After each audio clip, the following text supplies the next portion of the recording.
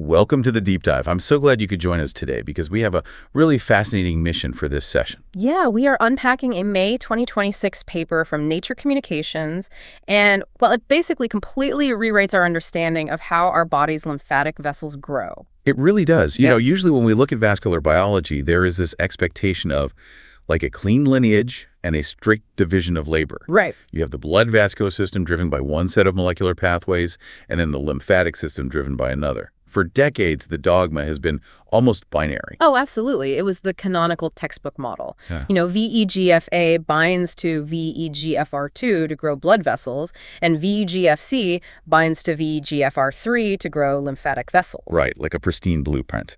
But this new paper reveals that scientists thought they knew exactly which molecular key unlocked lymphatic growth, but an underdog receptor was hiding in plain sight all along. And it was completely outsmarting our best genetic tracking tool. Which is wild. So to set the stage for you listening, let's just quickly establish the baseline. We are talking about the lymphatic system, right? Yeah, so essentially this is a network of blind-ended vessels that return interstitial fluid back to the blood. Yeah. It is absolutely crucial for tissue homeostasis. And we care about this because deregulated growth of these vessels drives some major pathologies, right? Like chronic inflammation or, providing the literal highways for cancer to spread. Exactly. Tumor metastasis relies heavily on these pathways. So getting the mechanism right isn't just some academic exercise. I mean, it is the foundation for oncology. Okay, let's unpack this. To understand the mystery, we first need to define the plumbing, the keys, and the locks. Right, the cellular players. So in lymphatic endothelial cells, or LECs, VEGF-C is the master regulator ligand. It is the key. And the lock it fits into is VEGFR3, the primary receptor on these lymphatic cells. Exactly. But here's the historical problem. Transcriptomic data kept showing high levels of VEGFR2 on the surface of these lymphatic cells too. Which makes zero sense under the classical model. I mean, if VEGFR2 is supposedly just for blood vessel angiogenesis, why is it abundant in lymphatic vessels? What is it doing there? That was the big question. A cell wouldn't waste all that ATP transcribing and translating a massive transmembrane receptor if it didn't do something vital. Right, biology is too efficient for that. So the researchers in this paper designed an initial experiment using AAVs, adeno-associated viral vectors, to overexpress specific ligands in mouse ears. Yeah, they wanted to isolate the variables. First, they activated only VEGFR3 using a mutant ligand called VEGF-C C156S. And what happened? Well, the vessels widened. The cells were clearly proliferating, but they didn't branch. There was absolutely no actual new sprouting. Okay, so then they flipped it, right? They activated only VEGFR2 using the ligand VEGF-A164. And they got the exact same non-functional result. The vessels enlarged, but zero new directional sprouts formed. So activating either lock on its own just causes vessel enlargement, but no new roads are built? It's kind of like a construction crew, right? Oh, that's a great analogy. Like VEGFR3 is the foreman shouting to multiply the workforce. So you get a massive influx of workers, which is the proliferation. Right, but nobody is actually building the new roads. The sprouting orthogenesis just isn't happening. So for you listening, let's do a quick mini recap here. VEGF-C is the main signal.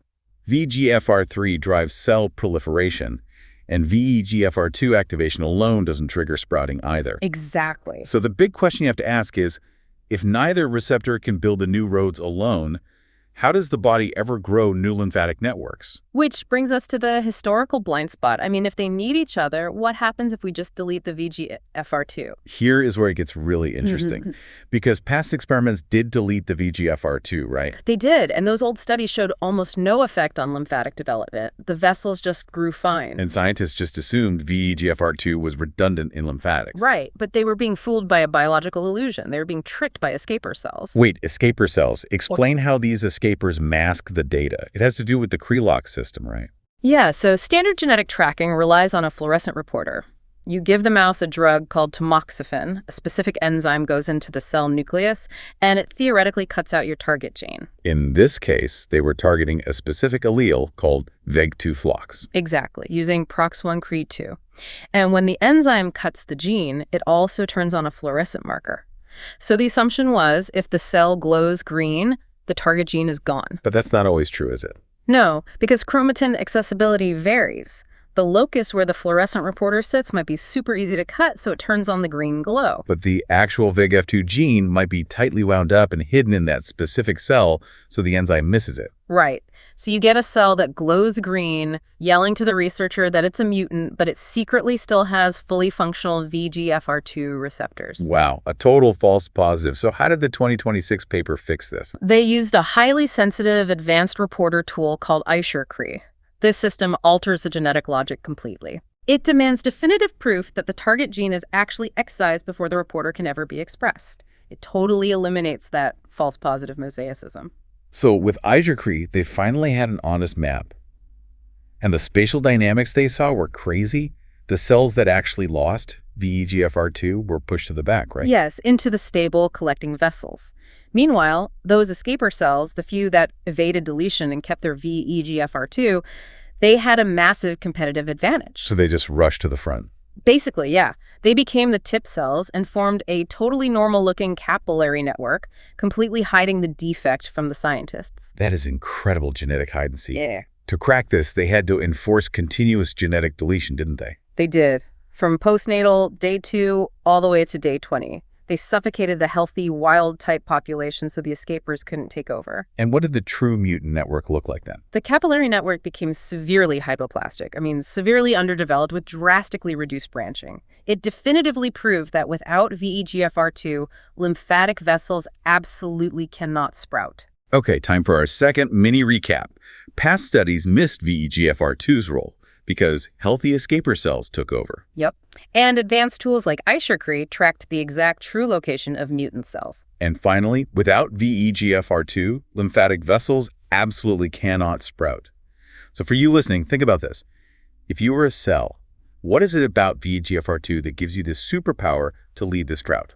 What is actually happening at the cell surface? That is where we have to look at the precise molecular choreography, the receptor dance. Right, because if EGFR2 is essential, we need to know how it physically works with VEGFR3. So let's break down the timeline of VEGF-C signaling. Initially, the VEGF-C ligand binds to VEGFR3 homodimers, that's 2 VEGFR3 receptors paired together. And that triggers the cell multiplication we talked about. Exactly. But it also activates a downstream effector called PI3K. It's a lipid kinase. Wait, so clarify PI3K's role here. Is it just passing a signal, or is it doing something physical to the cell? It's doing something very physical. PI3K signaling causes the VEGFR3 receptors to internalize. It literally pulls them back inside the cell. Oh, wow. Yeah, and at the exact same time, it increases the abundance of VEGFR2 being pushed out onto the cell surface. So it's actively shifting the stoichiometry of the cell membrane. If you drop the number of VEGFR3s and spike the number of VEGFR2s, the math changes. Exactly. This shift primes the cells to form heterodimers. The remaining VEGFR3 receptors are forced to physically join together with the newly available VEGFR2 receptors. That is a phenomenal mechanism. And they proved this physically happens in vivo, right? Not just in a petri dish. Yes, using a proximity ligation assay, or PLA.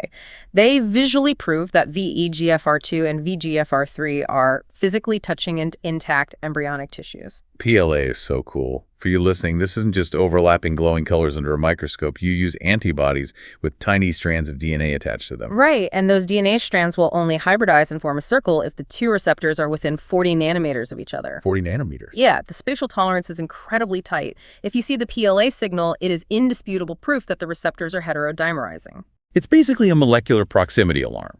So this whole process is like a baton pass or a dance.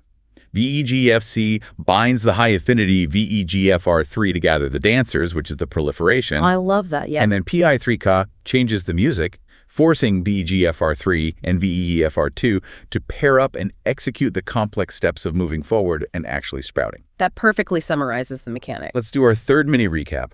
VEGFR3 homodimers equal cell multiplication.